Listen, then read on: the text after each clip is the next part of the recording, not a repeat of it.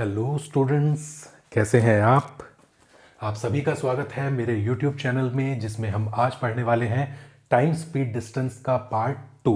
ठीक है, time speed distance यानी कि समय, दूरी और चाल, one of the finest topic, और जो कि ऑलमोस्ट सभी एग्जाम्स में इसके क्वेश्चन आते हैं। स्पेशली आज के लेक्चर में मैंने टारगेट किया है रेलगाड़ी को। ठीक है, ट्रेन और रेलगाड़ी के क्वेश्चंस बहुत आते हैं, बहुत कंफ्यूजिंग क्वेश्चंस होते हैं, तो मैंने कोशिश की है कि आज के लेक्चर में रेलगाड़ी टाइप के ही क्वेश्चंस को मैं आपको करवाऊँ। ठीक है, याद रखिएगा इसके बाद एक और वीडियो आएगा जिसमें मैं आपको रिलेटिव वेलोसिटी कराऊंगा, 2 रेलगाड़ियों वाले क्वेश्चन कराऊंगा। खैर, रेलगाड़ी से मेरी कोई विशेष दुश्मनी नहीं है ऐसी। तो क्वेश्चंस को देख लीजिए, स्क्रीनशॉट ले लीजिए। आपको क्वेश्चंस बाकायदा नज़र आ रहे होंगे बहुत अच्छे से। जी बिल्कुल नज़र आ रहे हैं आपको, स्क्रीनशॉट ले लीजिए। जो क्वेश्चन सॉल्व कर सकते हैं उसे सॉल्व कीजिए। हिंदी में भी क्वेश्चंस लिखे हैं। कुछ स्टूडेंट्स की कंप्लेंट थी कि सर हिंदी में नहीं लिखते हैं क्वेश्चंस को। मैक्सिमम क्राउड जो है वो हिंदी मीडियम का होता है। There are some people who only understand English also.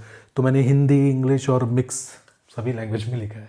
Question समझिए, क्वेश्चन को सॉल्व करिए, और ध्यान रखिएगा कि अगर क्वेश्चन हिंदी में आपको समझ में नहीं आ रहा है, या हिंदी भाषा में लिखा गया जो प्रश्न है वो उतना बेहतर आपको क्लियर नहीं हो पा रहा है, तो इंग्लिश में लिखा गया जो सेंटेंस है उसी को करेक्ट माना जाता है। ध्यान है ना इस बात को। भाई एक क्वेश्चन जो है वो इंग्लिश में भी लिखा हुआ है, हिंदी में भी लिखा हुआ है। ठीक है, तो अगर किसी लैंग्वेज को 100% करेक्ट माना जाएगा तो इंग्लिश को माना जाएगा, इसलिए इंग्लिश को भी आप देख लीजिए। खैर, हम लोग सबसे पहले देखिए, लास्ट लेक्चर आपने देखा होगा, नहीं देखा होगा जल्दी से उसका रिकैप ले लेता हूं।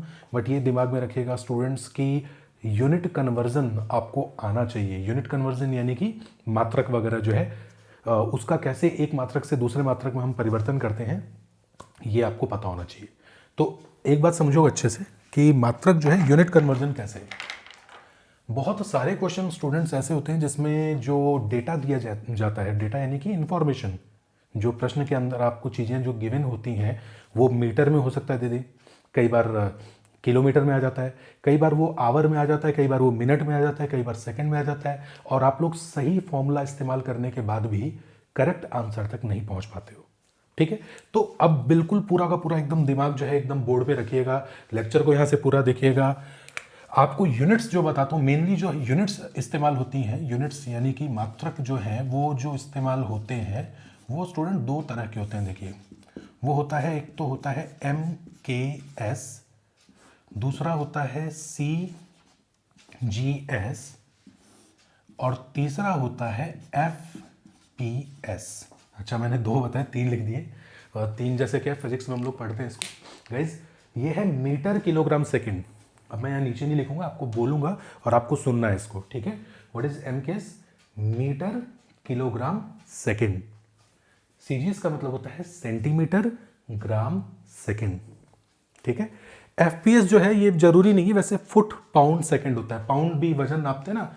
डब्ल्यू आप लोगों ने देखा है, नहीं देखा है? डब्ल्यू में बोलते हैं ना, इंट्रोडक्शन देते हैं किसी रेसलर का, तो क्या बोला जाता है? 730 पाउंड। बटिस्टा है ना, 720 पाउंड। तो ये जो वजन है ना उतने पाउंड, तो उसको भी अपने नापते हैं। बट खैर, इसका विशेष कोई हम लोग प्रयोग यहाँ पे नहीं करते हैं। जो इंडिया में हम लोग बात करते हैं वो हम MKS CGS के अंदर बात करते हैं। MKS metre kilogram second. बच्चों इस बात को दिमाग में रख लेना। S फॉर सेकंड, यहाँ पर भी S फॉर सेकंड, यहाँ पे भी S फॉर सेकंड। तो टाइम तो हम लोग सेकंड में ही लेते हैं, टाइम तो सेकंड में ही लेते हैं, जब तक कि क्वेश्चन जो पूछने वाले साहब हैं वो आपको ऑप्शन जो है वो मिनट या आवर में नहीं देते।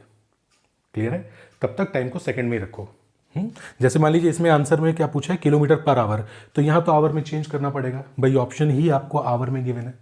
ठीक, अच्छा, तो मीटर जब भी आएगा तो ये किलोग्राम आएगा। इसका मतलब किलोमीटर नहीं है, पहले वाला डिस्टेंस को बताता है, मीटर, किलोग्राम, सेकंड।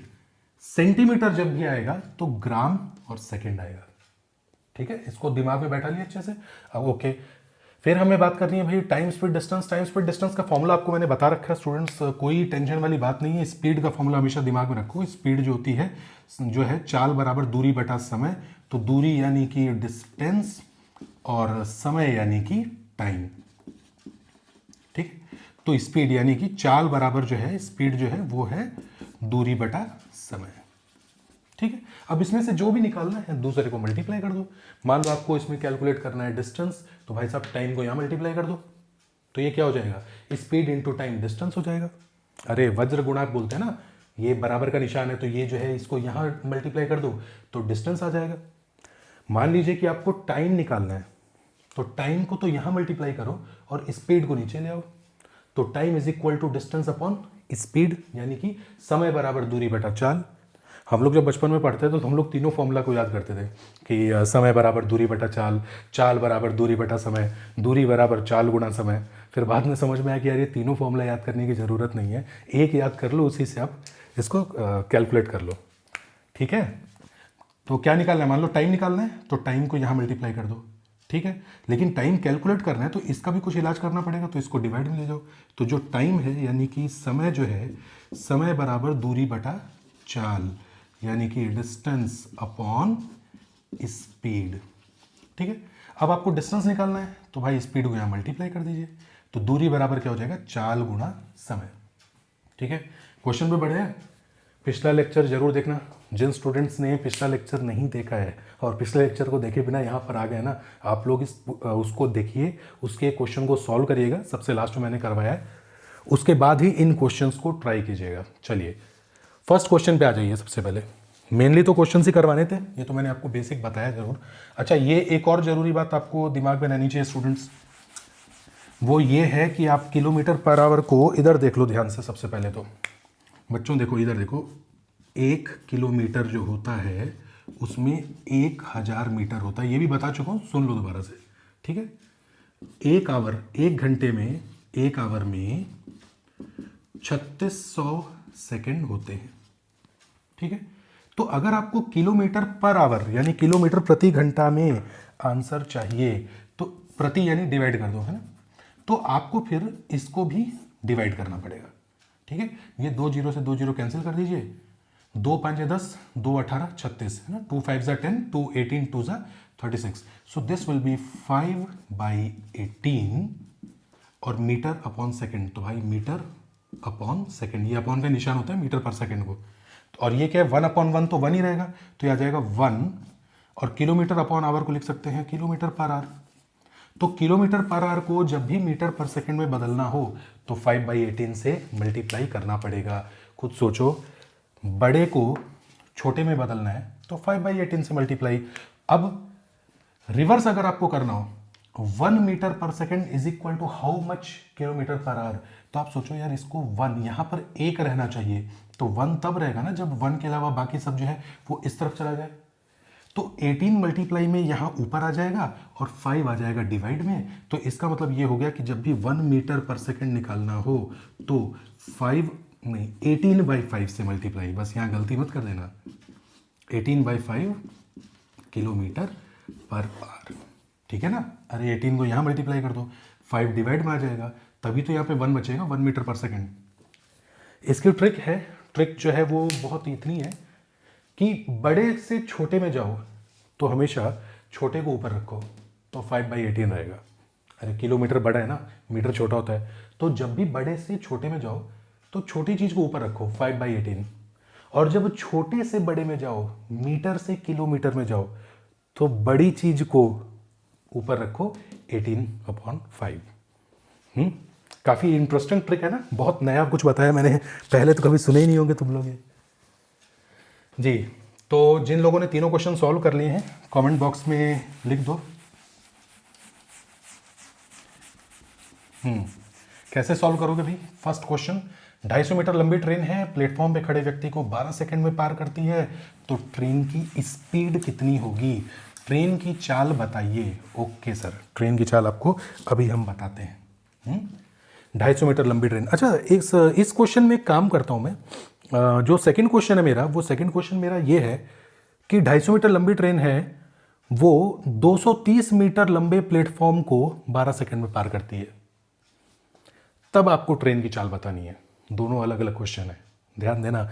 यहां मैंने प्लेटफॉर्म की लेंथ नहीं दी, आपको क्या बताया, मैंने कहा प्लेटफॉर्म पे खड़ा व्यक्ति, there is a person standing on the platform and train of length 250 metre crosses that man who is standing on the platform in 12 seconds. What will be speed of the train? चलिए बताइए, pen का colour change कर लेते हैं जी। ठीक है। तो यहाँ से हम लोग बात करते हैं स्टूडेंट्स कॉन्सेप्ट की। जबरदस्त कॉन्सेप्ट आपको बताने जा रहा हूँ, और यहाँ जो भी बेसिक डाउट रहे वो सारे डाउट्स आपके हो जाएंगे बच्चों क्लियर एकदम। देखो, जब भी किसी खंबे की बात हो, किसी व्यक्ति की बात हो, या किसी पतली सी चीज़ की बात हो, पतला मतलब मेरे जैसा पतला नहीं है ना, नहीं, मैं ट्रेन के सामने मैं भी बहुत कम ही हूँ, पतला ही हूँ। तो जब भी ऐसी बात हो तो हमेशा जो है वो speed is equal to distance upon time होता है। Speed is equal to distance upon time होता है, और जो कि बिल्कुल सही भी है। अरे चाल बराबर दूरी बटा समय, ठीक है, डिस्टेंस अपॉन टाइम होता है, बिल्कुल कर दिया। सो जब ट्रेन जो है, अब डिस्टेंस किसकी डिस्टेंस लोगे आप? ट्रेन के डिस्टेंस लोगे। अब बोलोगे सर इस क्वेश्चन का आंसर जो है ना वो है 250 और टाइम है 12 सेकेंड, तो इसका आंसर आ गया। बिल्कुल सही बात है, आपको इसका आंसर मिल गया। ये हो गया 250 अपॉन 12। अरे आपसे रेलगाड़ी की चाल पूछिए तो चाल बराबर दूरी बटा समय। दूरी किसकी? रेलगाड़ी की। रेलगाड़ी की लंबाई जो है, length of the train is the distance here, no problem at all.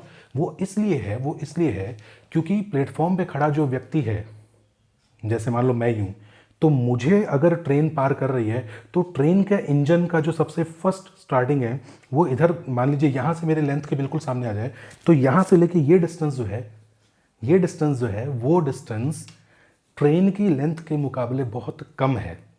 तो मुझे माना जाएगा एकदम नेग्लिजिबल डिस्टेंस ऑब्जेक्ट, एक ऐसा वस्तु जिसकी जो चौड़ाई है, या जो चौड़ाई जो लेंथ है उसको नगण्य माना जाएगा, नेग्लिजिबल माना जाएगा। तो क्या हुआ? तो कुल मिलाकर ट्रेन जितनी लंबी है, भाई तुम एक सिंगल इंजन पार करवाओ मेरे सामने से, तो सिंगल इंजन जल्दी से पार कर जाएगा। क्यों? क्योंकि मेरे इस स्मॉल डिस्टेंस को सिर्फ इंजन ही पार करके जा रहा है। उसके सामने बोगी बढ़ाते जाओगे तो क्या होगा? टाइम ज़्यादा लगता जाएगा। फिर और बोगी बढ़ाओगे तो भाई उतना ही टाइम लगेगा। क्यों? क्योंकि ट्रेन की लेंथ पार हो रही है। जब तक ट्रेन का इंजन और आखिरी डब्बा, इंजन पहले पार कर जाएगा, जब तक उसकी लास्ट वाला जो डब्बा है, बोगी है, वो मुझे पार नहीं करता, तब तक मैं ये नहीं मानूंगा कि ट्रेन मुझे पार कर गई। पार कर गई मतलब ऊपर से नहीं निकल गई, मैं साइड में खड़ा हूं। समझे इस बात को? लेकिन एक चीज दिमाग में रखना स्टूडेंट्स, अगर मान लो कि मैं और ज्यादा फैल जाऊं, मैं फैलना तो नहीं चाहता हूं, वैसे कोशिश तो कर रहा हूं कम हो जाऊं, लेकिन कोई बात नहीं, इमेजिनेशन करते हैं कि मैं और ज़्यादा फैल जाऊं, मतलब यहां से लेकर यहां तक ऐसे और चौड़ा हो जाऊं। अब जो है वो डिस्टेंस, मतलब समझ लीजिए कि कुछ हो जाए, मतलब 40 मीटर हो जाए, कम से कम 30-40 मीटर, कुछ भी। तो अब जो ट्रेन का इंजन है, ट्रेन की लेंथ कितनी है वो तो काउंट होगी, लेकिन अब ट्रेन का, अब तुम इस डिस्टेंस को नेग्लिजिबल नहीं मानोगे। अब तुम पार हुआ कब मानोगे इंजन? जब इंजन इस वाले पॉइंट पे एंटर हो और फिर दूसरे वाले पॉइंट से आगे निकल जाए, तब उसे पार मानोगे। देखो, मान लो ये इंजन है ना, तो ये तो स्पीड से, ये तो मैंने कहा तुरंत पार हो गया। लेकिन अगर मान लो कि इंजन इतना ही छोटा हो और ये डिस्टेंस है, तो अब पार इसे कब मानोगे? जब ये धीरे धीरे आगे बढ़ रहा है। अरे कुछ कॉन्सेप्ट क्लियर आ रहा है क्या? कॉन्सेप्ट यही है कि जब स्मॉल ऑब्जेक्ट हो तो ट्रेन की डिस्टेंस अपॉन टाइम कर दो, आंसर आ जाएगा ट्रेन की लेंथ से। लेकिन अगर चौड़ा ऑब्जेक्ट हो तो ट्रेन के डब्बे को उसको पार करना पड़ेगा, तो उसकी भी लंबाई जो है, लेंथ जो है, वो काउंटेबल होगी, और आपको काउंट करना पड़ेगा, उसको काउंट करना पड़ेगा, ऐड करना पड़ेगा। ठीक है? तभी तो कहते हैं भारत में सबसे लंबा प्लेटफॉर्म किसका है, बताओ? मालूम है क्या? मेरे को भी नहीं पता। गोरखपुर का है, ऐसा मैंने सुना है। गोरखपुर का है, उसके बाद शायद कौन सा, खड़गपुर का है। ठीक है? तो सबसे लंबा प्लेटफॉर्म, उसको पार करने में उतना ही टाइम लगेगा। क्यों? क्योंकि सबसे लंबा प्लेटफॉर्म है तो उतनी ही डिस्टेंस आपको ऐड करनी पड़ेगी। लेकिन प्लेटफॉर्म पे खड़ा हुआ एक आदमी है, तो उसकी डिस्टेंस को हम जोड़ेंगे ही नहीं। हम कहेंगे वो तो सिंगल ऑब्जेक्ट है, पार कर गया आराम से। तो जब भी ट्रेन प्लेटफॉर्म का क्वेश्चन आ जाए, ट्रेन किसी सुरंग में से जा रही है, ट्रेन किसी ब्रिज के ऊपर से जा रही है, पुल के ऊपर से जा रही है, तो आपको ट्रेन की लेंथ तो काउंट करनी होगी। अरे ट्रेन की लेंथ तो मैटर करती है। अकेला इंजन जो है वो जल्दी पार कर जाएगा, लंबी ट्रेन देर से। और वो जिस चीज को पार कर रही है उसकी डिस्टेंस को भी आपको ऐड करना पड़ेगा। तो खैर, आपने बोला सर आपने इस क्वेश्चन में इतना टाइम लगा दिया यार, यहाँ पे बताओ जल्दी से क्या होगा। यहाँ पे ट्रेन की स्पीड निकालनी है, चाल बराबर दूरी बटा समय, एक प्लेटफॉर्म पर खड़े व्यक्ति को, अच्छा व्यक्ति को कोई दिक्कत वाली बात नहीं है क्योंकि व्यक्ति नेग्लिजिबल है, 250 अपॉन 12 कर दो, आंसर आ गया 250/12 और ये हो गया हमारा करेक्ट आंसर। और इसे जब आप लिखोगे तो एग्जामिनर साहब जो है वो आपको देंगे, कुछ नहीं देंगे, 0 नंबर। क्यों? और 0 छोड़िए, नेगेटिव मार्किंग भी हो सकती है। अरे भाई 250/12 किलोमीटर पर आवर है, किलोमीटर पर आवर। यहाँ पे देखो 250/12। एक बात बताना, ये डिस्टेंस कौन सी यूनिट में है? Distance metre, time second. तो मीटर पर सेकेंड, अरे metre upon second, metre per second है ना, तो 250/12 metre per second will be the answer. But option में क्या दिया है? Kilometre per our. अब किलोमीटर पर आवर में बदलो इसको, बहुत आसान है बदलना किलोमीटर पर आवर में। देखो 250/12 मीटर पर सेकेंड को किलोमीटर पर आवर में, छोटे को बड़े में बदलना है तो बड़ा जो है वो ऊपर आएगा, यानी 18/5। कितना हो जाएगा प्यारे बच्चों? 5 5 5 5 25 50, 6 दूनी 12, 6 तिया 18, 5 या 15, 150/2, 150/2 कितना होता है भैया? 75। Yes, 75 kilometre per our. Correct है, नजर आ रहा है ना भाई एकदम बढ़िया से। 75 किलोमीटर पर आवर आपको समझ में आ गया होगा। कर दिया ना कैलकुलेट इसको? 50 × 3 या और कैलकुलेट करूँ? चलो 2 25 कर दो यार, 25 दूना 50, 25 दिया 75, तो 75 kilometre per our is the answer. Question number 2 जो है वो ये नहीं है। क्वेश्चन नंबर 2 जो है वो है कि 250 मीटर लंबी ट्रेन 230 मीटर लंबे प्लेटफॉर्म को, चलिए अब व्यक्ति नहीं है, अब प्लेटफॉर्म है, इसको भी मिटा दूं क्या यार? हाँ, 250 मीटर लंबी ट्रेन 230 मीटर लंबे प्लेटफॉर्म, खड़े व्यक्ति को हटा दो। चलो अब फिर से बताना तो आंसर क्या होगा? गुब्बारे बेचने वाला आ गया, गुड।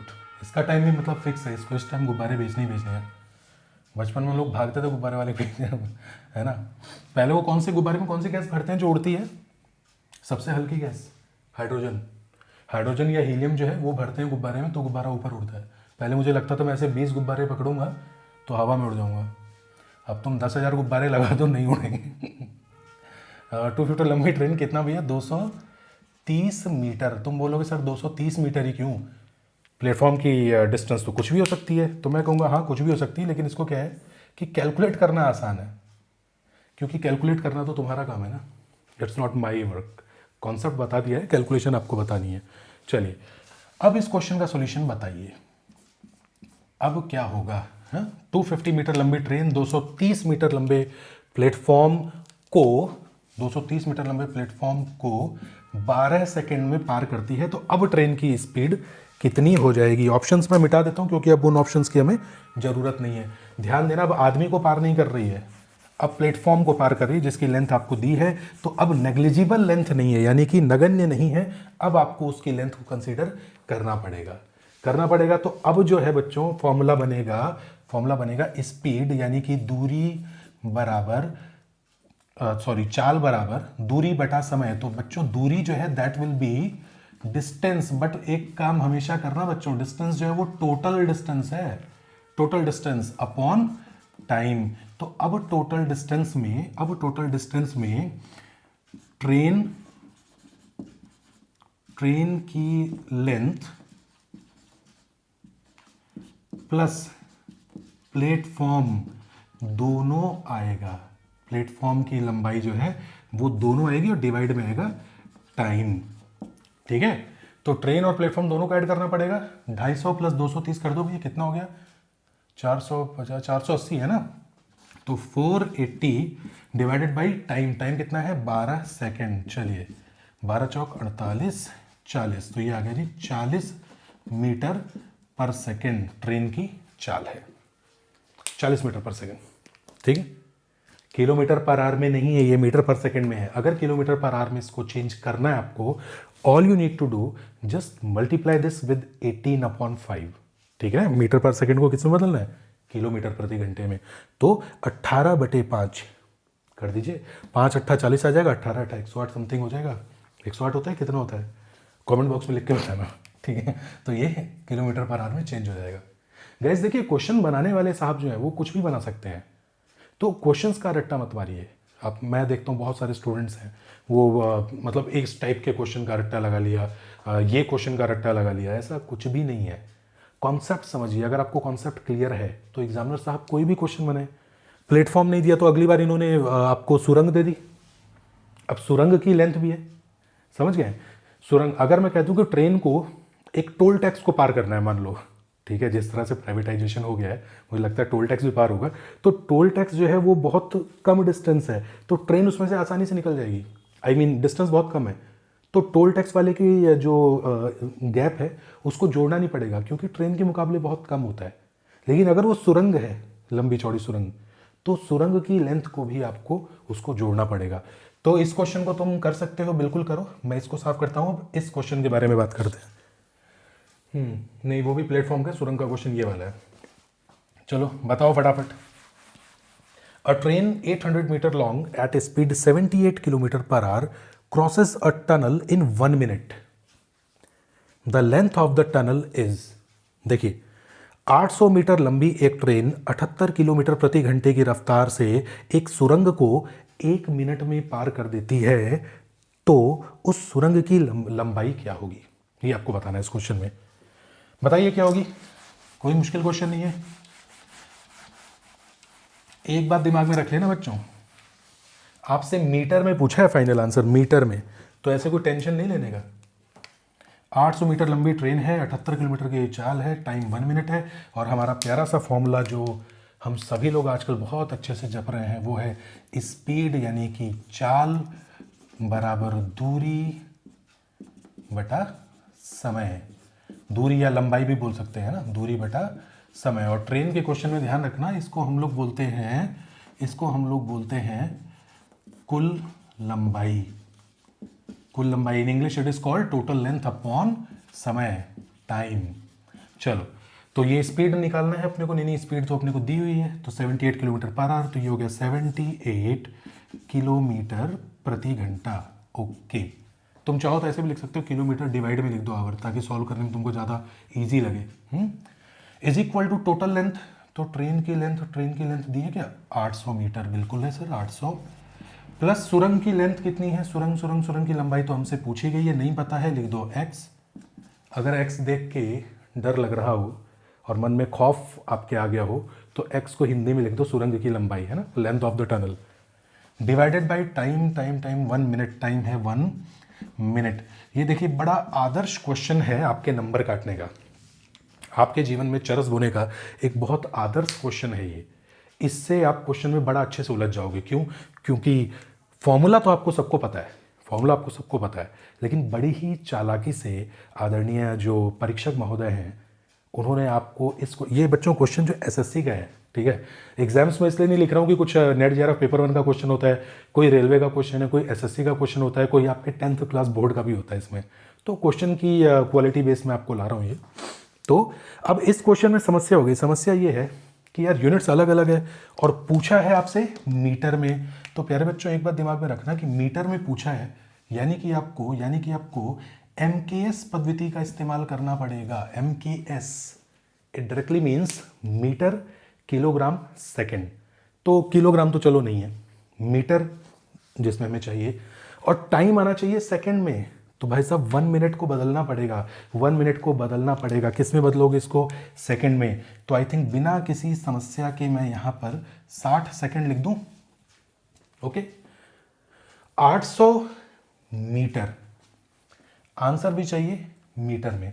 एक बात दिमाग में बैठा लेना बच्चों, अगर देखो पास हो, क्वेश्चन तुम 2-3 ही करो, डजेंट मैटर, तुम 3 करो, 4 क्वेश्चन ही कर दो, उन 4 क्वेश्चन में कई वैरायटी के क्वेश्चन, कई बार स्टूडेंट्स वर्कशीट लेके बैठते हैं, 20-20, 25-25, 40-40 क्वेश्चन करते हैं। अरे 4 क्वेश्चन करो, 4 क्वेश्चन भी तुम डिफरेंट क्वालिटी, मतलब उस 4 क्वेश्चन के कई स्पेशल केसेस बना दो कि ऐसा हो जाए तो क्या हो गया, ऐसा हो जाए तो क्या हो जाएगा, ऑटोमेटिकली आप कॉन्सेप्ट पकड़ गए। यहाँ समझना बात को, अगर ये जनाब 800 मीटर देने की बजाय आपको मीटर की जगह किलोमीटर में दे देते तो क्या होता। अगर ये किलोमीटर में दे देते ना, तो अगर फाइनल आंसर किलोमीटर में पूछा है तो ठीक, वरना इनको भी जनाब को मीटर में बदलना होता। प्लस का निशान हमेशा समझना, 2 एक जैसी चीज़ों को ही आपस में जोड़ा जाता है या घटाया जाता है। एक जैसी चीज़ कभी भी आपने सुना है 40 मीटर प्लस 5 किलोग्राम? कभी भी सुना है? नहीं सुना होगा। कभी भी आपने सुना है 6 फीट प्लस 8 सेकेंड? नहीं, हो ही नहीं सकता। दो अलग अलग राशियां हैं, उनको आप आपस में, राशियां मतलब मेरा कहने का मतलब मात्रक, यूनिट वाइज आप अलग अलग है तो एडअप नहीं कर सकते, राइट। तो खैर लकीली इसमें आसानी से पूछा। अच्छा, किलोमीटर पर आवर, इसको भी तो बदलना पड़ेगा भाई। क्या किया जाए किलोमीटर पर आवर का इलाज? किलोमीटर को मीटर में बदलना है। देखो, बड़े को छोटे में बदलना है तो छोटा ऊपर आया, यानी कि 5/18। लगे हाथों 60 को भी यहाँ मल्टीप्लाई कर लो भाई, वज्र गुणा 60 को यहाँ मल्टीप्लाई कर दो। लेक्चर लेंथ हो गई बहुत ज़्यादा, मुझे पूरा यकीन है हार्डली 2% लोग जो व्यू कर रहे हैं वही देख रहे होंगे यहाँ पे। चलिए इलाज किया जाए इसका भाई। कैसे किया जाए यार? 3 से जाएगा, 3 6 18, 3 दूना 6, 7 में 6 गया 1, 18 कितना, 3 6 18 जी 26। अभी आ गया हमारे पास 6, तो 6 दहे 60, 10 6 का 60, ये 10 आ गया 10, और ये 26 ये 260 हो गया, तो 260 गुणा में 5 हमारे पास है, is equal to 800 plus x. यहाँ पे स्पीड बढ़ा देना भाई यूट्यूब की। कितना हो जाएगा ये? 5 0 0 हो जाएगा, 6 5 30 की 0, चलिए 3, 5 दूनी 10 और 3 13, 1300 is equal to 800 plus x. बच्चों प्लस का निशान है ना, तो 800 इधर जाके माइनस का हो जाएगा, तो कितना हो जाएगा आपके पास? 500। अरे 800 इधर आके माइनस का हो गया, 1300 माइनस 800 बराबर 500, एक्स बराबर 500 मीटर, क्योंकि सब कुछ तुमने मीटर और सेकंड में बदल लिया है, सब कुछ।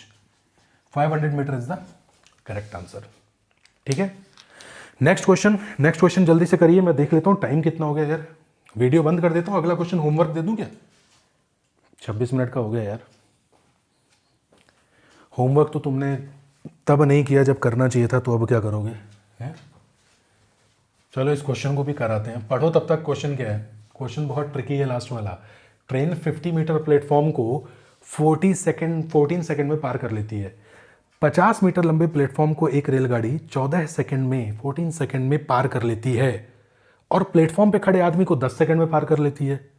तो ट्रेन की speed, question of the day, train की चाल आपको बतानी है, और समझ लेना क्या है वो ये है कि 50 मीटर लंबे प्लेटफॉर्म को 14 सेकंड में पार करती है, और प्लेटफॉर्म पे खड़े आदमी को 10 सेकंड में पार करती है। तो ट्रेन की स्पीड क्या है? करिए सॉल्व इसको। अरे एक बार खुद से भी अटेम्प्ट करके देखो। ऑप्शंस आपको किलोमीटर पर आवर में दिए हैं भाई, किलोमीटर पर आवर में दिए हैं, और उसी में आपको करना पड़ेगा सॉल्व जी। जिन्होंने पहला वीडियो नहीं देखा है उसका आपको डिस्क्रिप्शन में लिंक मिल जाएगा, उसको आप देख के बढ़िया से सॉल्व कीजिए जी। सबसे पहले क्या किया होगा आपने कहा होगा सर चाल बराबर दूरी। बच्चों डिस्टेंस को डी लिखते हैं और समय को टी लिखते हैं, अब ऐसा लिखना सीखो, ठीक है? बार बार नहीं लिखोगे चाल बराबर दूरी बटा समय, कुल लंबाई और ये सब। खैर तो ठीक है, बहुत अच्छा। ट्रेन की चाल हमें निकालनी है, तो भाई स्पीड जो है हम निकालते हैं, और स्पीड निकालने के लिए ट्रेन की स्पीड इज इक्वल टू बिल्कुल दोनों की लंबाई, टोटल लेंथ। 50 मीटर लंबा प्लेटफॉर्म है, ध्यान में रखिएगा। किलोमीटर में पूछा, चलो कोई बात नहीं है, लिखते हैं 50 मीटर तो प्लेटफॉर्म, और ट्रेन की लेंथ जो है, ट्रेन की लेंथ दी है क्या? तुम बताओ ना। आदमी को 10 सेकंड में पार करती है, 50 मीटर प्लेटफॉर्म को 14 सेकंड में पार करती है। ट्रेन की लंबाई तो दी नहीं, तो लिखेंगे भी नहीं नहीं दी नहीं है, और लास्ट में पूछी भी नहीं गई है, लेकिन उसे आपको निकालना जरूर पड़ेगा। उसे कैलकुलेट करोगे तभी तो लास्ट में, है ना, पढ़ेगा इंडिया, तभी तो आगे बढ़ेगा इंडिया। तो 50 प्लस ट्रेन की लंबाई, चलिए 50 प्लस ट्रेन की लंबाई, टोटल लेंथ हमेशा वही होता है, ट्रेन प्लस सुरंग की लंबाई, ट्रेन प्लस प्लेटफॉर्म, एक ही चीज़ 50 बार बोलता हूँ ना मैं, डिवाइडेड बाई टाइम। तो प्लेटफॉर्म को भाई साहब पार कर रहे हैं 14 सेकंड में। चलिए तो हमारा आंसर आ गया। क्यों, यही तो निकालना है, 50 प्लस ट्रेन की लंबाई अपॉन 14। अरे मेरे भाई ट्रेन की लंबाई तो हमें पता नहीं है ना। अब आप खुद सोचो कि आपको आंसर निकालना है, तो आंसर निकालना है तो आपको जानबूझ कर ट्रेन की लंबाई उन्होंने नहीं दी, और इसके बिना आप आंसर निकाल नहीं सकते। तो ट्रेन की लंबाई निकालने के लिए उन्होंने एक और छोटी सी कड़ी अपने को पकड़ा दी कि हाँ, आप आदमी को 10 सेकंड में पार करती है। सिंपल सी बात बताओ, किसी आदमी या खंबे या कोई भी कम डिस्टेंस की चीज़ को ट्रेन जब भी पार करती है, हम डायरेक्ट फॉर्मूला लगाते हैं, डिस्टेंस अपॉन टाइम, ट्रेन की लंबाई बटे समय। ये तो फॉर्मूला होता है, निकाल लो आराम से। ये मत बोलना कि सर ट्रेन की स्पीड जो है वो आदमी के लिए अलग है, प्लेटफॉर्म के लिए अलग है, ट्रेन की स्पीड सेम ही रहने वाली है। चलो, ट्रेन की स्पीड का एक और फॉर्मूला, ये तो प्लेटफॉर्म के लिए है, और दोबारा ट्रेन की स्पीड पर मैं बात करता हूँ, और अब है खड़े आदमी के लिए। तो भैया खड़े आदमी की लेंथ कुछ है ही नहीं, तो सीधा सीधा बोलो कि आदमी को 10 सेकंड में पार करती है। अच्छा, और ट्रेन की लंबाई कितनी है? 50 metre.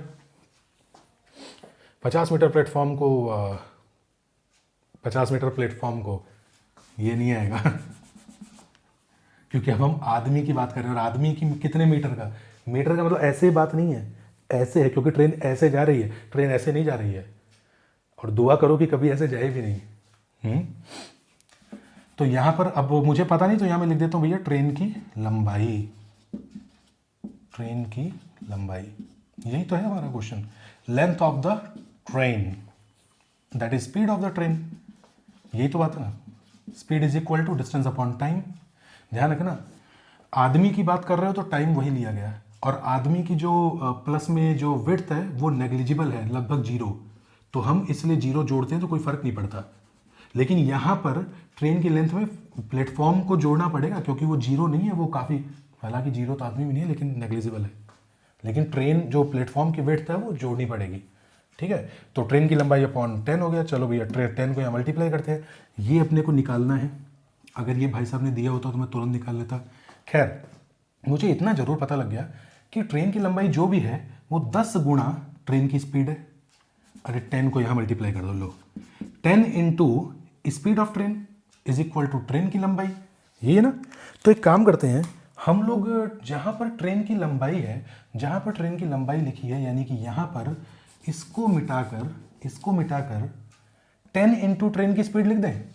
10 into speed of train लिख सकते हैं ना।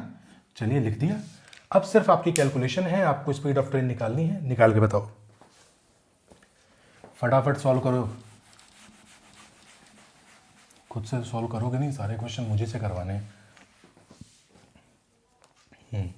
और मैं नोटिस करता हूँ क्या, मतलब बहुत सारे लोग आते हैं, चैनल सब्सक्राइब नहीं करते हैं, बस लेक्चर देखते हैं चले जाते हैं।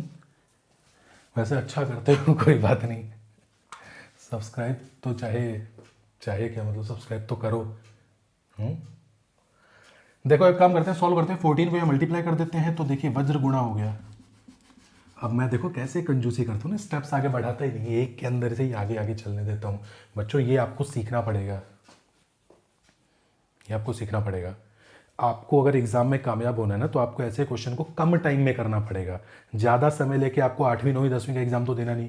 या जो भी स्टूडेंट हैं, जो I am very much sure कि 5th 6th 7th वाले भी कुछ ना कुछ देख रहे होंगे मुझे, तो वो तो बाकायदा स्टेप बाय स्टेप करें। But those who are preparing for competition, आपको इतने स्टेप्स लिखने की ज़रूरत नहीं है, जितने कम स्टेप्स में सॉल्व करेंगे उतना ही फायदा है। ठीक है, तो 14 into speed of the train. अब एक बात दिमाग में रख लेना, देखा कितने अच्छे से जस्टिफाई किया मैंने अपनी बात को, गुड। अब हमें स्पीड ऑफ द ट्रेन निकालना है, ये प्लस में है, तो एक काम करना, प्लस से इस साइड वाला जो पूरा मैटर है उसको इस साइड में ले आओ। तो यानी कि 10 into speed of train, v speed जो है ना, स्पीड ऑफ ट्रेन, इसको एक काम करो, अब से मैं सिर्फ वी लिखूंगा, स्पीड ऑफ ट्रेन को वी लिख रहा हूँ, स्पीड ऑफ ट्रेन को वी लिख रहा हूँ। ओके, तो 10v और ये है 14v, 14v है ये। अब सोच रहे हैं सर अच्छा हुआ आपने कभी पढ़ाया नहीं तो हमको कॉपी में ही हटा देते हैं। ठीक है बच्चों, तो यार 10v इधर आके माइनस का हुआ, तो चलो ये स्टेप मैं आगे लिख देता हूँ। 14v माइनस का 10v is equal to 50। v का मतलब है स्पीड ऑफ ट्रेन, है ना। 14v minus 10v is 4v is equal to 50, और v इज इक्वल टू आ गया 50/4। कितना होता है भैया 50/4? 25/2 12.5। एक काम कर देते हैं, स्क्वायर 12.5 गया, मैं 25/2 लिख रहा हूँ।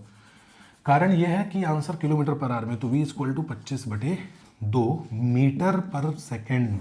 दिमाग में बैठा लेना, मीटर पर सेकेंड। देखो ये मीटर में, ये सेकेंड में, सारा कुछ मीटर सेकेंड में देखे, लास्ट में किलोमीटर पूछ रहा है। ठीक है, it was a trick question मित्रों। v इक्वल टू 25/2 हो गया। ठीक है, चलो मीटर पर सेकंड को किलोमीटर में चेंज करना है, छोटी चीज़ को बड़े में चेंज करना है, तो बिल्कुल आपको मैंने बताया इसका रामबाण इलाज क्या है। वो ये है कि छोटी चीज़ को बड़े में चेंज करना है तो फिर बड़े को ऊपर रखो और छोटे को नीचे रख दो। तो पाँचों पाँचों 25, 2 nine 18, 5 nine 45 and here is your answer kilometre per hour. 45 kilometre per hour is the correct answer. अब आप लोगों ने कहा कि सर ने फाइनली टॉपिक खत्म किया, आपकी जान में जान आ गई है। तो गाइज अभी भी पूरा टॉपिक कंप्लीट नहीं हुआ है। I will be back with another lecture of time speed distance. बच्चों ये बहुत ज़्यादा ज़रूरी टॉपिक है, ज़रूरी कॉन्सेप्ट्स आते हैं और हर एग्जाम में आता है, तो इसके मैं कोशिश करूँगा कि 3-4 लेक्चर तो मैं कम से कम बनाऊँ। नेक्स्ट वाला जो लेक्चर होगा उसके अंदर हम लोग पढ़ेंगे रिलेटिव कॉन्सेप्ट, यानी कि 2 ट्रेनें पार कर रही हैं, ऐसा क्वेश्चन भी आता है ना। अच्छा ट्रेन छोड़ो तो मैं क्या फ्लाइट्स ठीक है, तो मान लीजिए 2 बसें आमने सामने से जा रही हैं तो कितनी देर में पार करेंगे, इस टाइप का क्वेश्चंस भी जो है काफ़ी सारा एग्जाम में आता है। तो अगले लेक्चर में हम वही पढ़ेंगे। नमस्कार, धन्यवाद, और आप सभी को तुलसी दिवस और क्रिसमस डे की शुभकामनाएं।